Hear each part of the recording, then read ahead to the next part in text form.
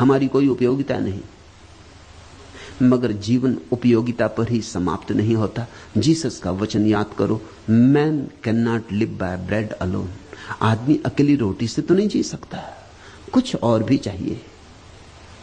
रोटी से कुछ ज्यादा चाहिए। रोटी जरूरी है मगर काफी नहीं, आवश्यक है मगर पर्याप्त नहीं। रोटी के बिना कविता नहीं हो सकती, यह सच है। मगर अगर कविता के बिना रोटी हो तो जीवन हुआ ना हुआ बराबर है। रोज पेट भर लिया, जी लिए और मर लिए।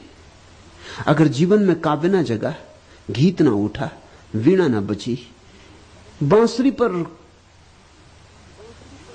संगीत न खिला, तो क्या सार है? स्वांता सुखाय रघुनाथ गाथा। जो स्वांता सुख से भरा है वही उस परम प्रिय के भाव से भी भरता है। इसलिए बायां हाथ सदा से खतरे का सूचक रहा। इसलिए जिनसे भी हम डरते हैं उनको हम वाममार्गी कहते, जिनसे हम भयभीत होते हैं उनको हम वाममार्गी कहते। तुम्हें हजारों लोग मिल जाएंगे जो मुझे वाममार्गी कहते, ठीक ही कहते।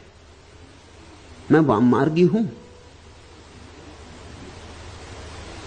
क्योंकि मैं तुम्हें स्वांतः सुखाय की कला सिखा रहा हूं। हिसाब किताब ही सब कुछ नहीं है। हिसाब किताब के बाहर भी एक जगत है और वही जगत तृप्तिदायी है। उसी जगत में परितोष है, उसी जगत में प्रकाश है। जरूरतें पूरी होनी चाहिए, ठीक है, फिर क्या करोगे?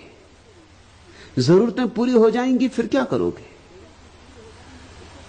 आज पश्चिम में यही अड़चन आ गई, जरूरतें पूरी हो गई। जो बाहर की जरूरतें थी पश्चिम ने पूरी कर ली। समझना कठिनाई। जरूरतें पूरी करने के लिए बाएं हाथ से जुड़े हुए दाएं मस्तिष्क का कोई उपयोग नहीं किया। इसलिए पश्चिम ने धर्म को इंकार कर दिया, काव्य को इंकार कर दिया, संगीत को इंकार कर दिया, रहस्य की सारी विधा इंकार कर दी। ठीक गणित, विज्ञान, पदार्थ, ठोस जिसका प्रमाण है, उस पर ही पश्चिम जी रहा है। 300 साल के सतत प्रयोग ने, दाएं हाथ के प्रयोग ने पश्चिम को समृद्ध बना दिया। धन है, दौलत है, मकान है, सुंदर रास्ते हैं, सुस्वादु भोजन है, भरपेट भोजन है, सब जरूरत से ज्यादा है। एक संपन्नता का युग पश्चिम में आ गया। लेकिन 300 साल निरंतर वो जो स्वांतः सुखाय का स्रोत है उसको इंकार करके आया। तो पश्चिम संपन्न तो हो गया, लेकिन अब क्या करे? क्योंकि उसके पास सिर्फ सुख